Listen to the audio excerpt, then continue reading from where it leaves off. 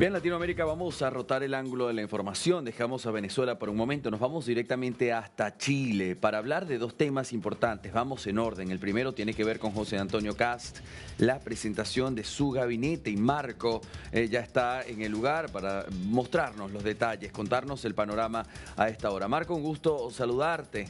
Un Kast que presenta hoy su gabinete. Y la pregunta que nos hacemos, ¿habrá sorpresas? Andy, buena tarde. Qué bueno la pregunta que me haces porque iba a partir con eso. A esta hora, ya es oficial de que la Fiscalía Regional de Tarapacá, o sea, en el norte de nuestro país, ha renunciado Trinidad Steiner. ¿Quién es Trinidad Steiner? Era la jefa de la Fiscalía Regional de Tarapacá, la que llevó las investigaciones y los juicios contra el Tren de Aragua, que ahora incluso estaba investigando a altos oficiales del ejército chileno por narcotráfico. Pues bien, ¿por qué te respondo con esto? Porque todo indica, y según la información que vamos manejando a esta hora, que va a ser la futura ministra de Seguridad Pública del presidente electo José Antonio Kast. Eso se va a conocer en la noche de hoy, 20-30 horas, en la oficina, en la OPE, la oficina del presidente electo, en la zona oriente de Santiago. Va a haber un acto público donde se van a conocer todos los ministros. Pero aquí ya podemos sumar un nombre que costó dilucidarlo, le costó tomar la decisión al presidente electo José Antonio Kast, porque en un principio hablábamos de un senador recién electo por la región de la Araucanía, Rodolfo Carter, que incluso fue alcalde de la Municipalidad de La Florida, acá en la región metropolitana en Santiago, pero fue electo hace muy poco, por lo tanto iba a haber un costo político. ¿Qué iba a pasar con esas personas que votaron por Carter, que sale por primera vez en una región donde él no pertenecía, pero pues bien, tuvo el voto popular, sale y iba a dejar ese cupo para ingresar al Ministerio de Seguridad Pública? Lo descarta José Antonio Kast. Lo que trascendió es que fue el mismo Carter el que le dijo que no al presidente electo. Luego se habló de otro cargo que tenía que ver con un político recién electo, con el general Basaletti, que acaba de ser electo diputado. Pero pasó lo mismo, tampoco quisieron que se provocara un conflicto ahí con una autoridad recién electa, recién ingresada al Parlamento, que iba a tener que dejar su cargo para asumir el primer gabinete de José Antonio Kast. Y hoy día ya, muy temprano, nos sorprendimos con esta noticia de que Trinidad Steiner había dejado la Fiscalía, no era oficial, pero ya ahora ya es oficial. De hecho, Marco, lo ha comunicado a través de sus redes sociales la Fiscalía Regional de Tarapacá. Ahora, Marco, entiendo esto para ustedes, chilenos, es más fácil de comprender. Ayúdanos a nosotros, de este lado, a la audiencia de Latinoamérica, ¿cómo interpretar estas renuncias previas a la presentación oficial?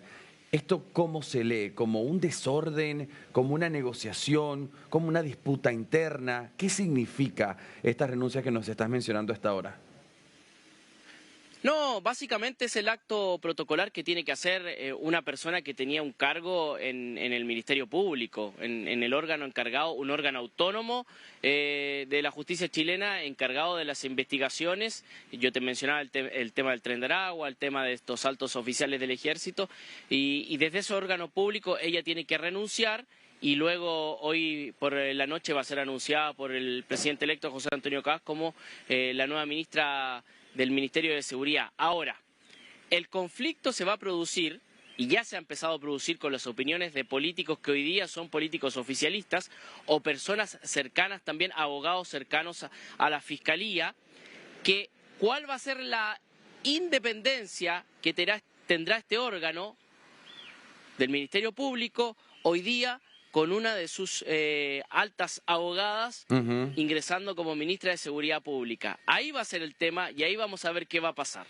Bien, ahora Marco, quería también preguntarte, compañero, sobre cómo reacciona el país ante estos cambios y qué promete José Antonio Kast. Vamos primero con esa. José Antonio Kast, con esta presentación de gabinete, desde ya podemos hablar de una continuidad, de un giro, de una ruptura.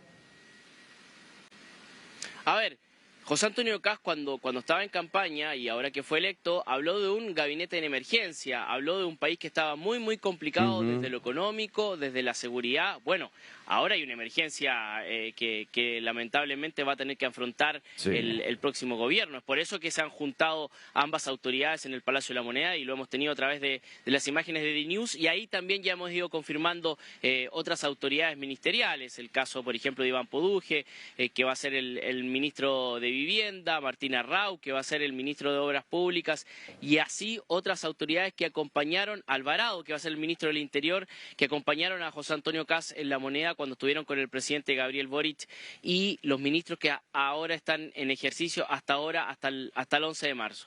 Acá va a venir un cambio totalmente, un cambio ideológico también, porque estamos saliendo de un gobierno progresista, un gobierno de izquierda que comanda el presidente Gabriel Boric, para ir a un gobierno básicamente de ultraderecha, claro. un gobierno que está en la otra distancia, en el otro arco político, en el otro lugar del arco político, lo que ha decidido el país con la elección de José Antonio Kast. Bien, y la otra pregunta que te dejaba al aire, Marco, era si en medio de estos cambios, estas renuncias y la presentación del gabinete ministerial de José Antonio Kast, ha habido desde ya afectación en el dólar, en la moneda, en la bolsa. ¿Cómo reacciona pues la economía hoy? La verdad que no, Andy, la verdad que no, y yo lo ejemplificaba ayer con un acto muy republicano cuando se ve al presidente en ejercicio, Gabriel Boric, dando un punto de prensa en la Casa de Gobierno, en el Palacio de la Moneda, junto a José Antonio Kast, que es el presidente electo, a propósito de esta tragedia que está viviendo nuestro país con el tema de los incendios. La verdad es que Chile es una república que hasta ahora se ha mantenido sin ningún problema, ni un problema económico, ni incluso ningún problema social, pese a que se cambia de ideología en esta última elección. Claro. Marco, tenemos que hablar también de los incendios y ya vamos a entrar en este tema. Solo una última pregunta sobre esto, así que me quiero apartar un poco de lo que es la presentación de gabinete e ir al Congreso de Chile. ¿Cómo queda la relación José Antonio Kast con el Congreso? ¿Cuenta con suficiente apoyo para con facilidad hacer cumplir su agenda o cómo se ve esto? No, va a tener que negociar. Va a tener que negociar, no tiene mayoría absoluta tanto en la Cámara Baja, que es la Cámara de Diputados, como en el Senado, y va a tener que entrar a negociar, y incluso va a tener que entrar a negociar con las fuerzas que hoy día están en el gobierno, como es el progresismo y la izquierda que acompaña al presidente Gabriel Boric. No hay mayoría absoluta en ninguna de las dos cámaras y en el Parlamento en general. Por lo tanto, va a tener que tener una muñeca política, como decimos los chilenos, el presidente José Antonio Kast, para poder desarrollar algunos proyectos de ley o darle continuidad a algunos de los que todavía no ha terminado de cerrar el actual gobierno, que termina el 11 de marzo, el cambio de mando es el 11 de marzo. Y que además, entre medio de todo esto, está el tema de la tragedia, donde también se están destinando recursos públicos para atender lo que están viviendo los afectados en los incendios en el sur del país. Bien.